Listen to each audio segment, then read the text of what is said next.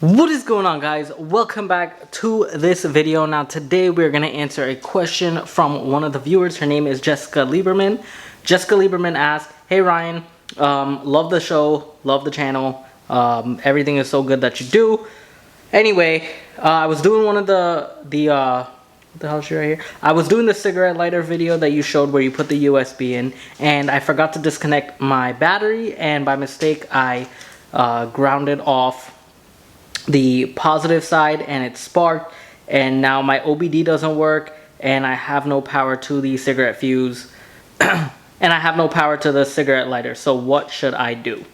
Okay, so this is very simple, very easy fix. What I want you to do is look at your fuse, open the hood, go underneath the hood, use a little test light to check which fuse, or just look for the cigarette lighter fuse, because the obd2 and cigarette lighter works one-on-one.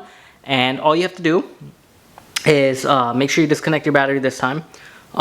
Then go in, pull out the fuse. You're going to see that your fuse is most likely popped, because that's what's supposed to happen first before anything else malfunctions. So check the fuse. If it's blown, put in a new fuse, put in your battery terminal back, and everything should work again. As for the obd2, that should work as well, due to the fact that the cigarette lighter and the obd2 are hand in hand with each other.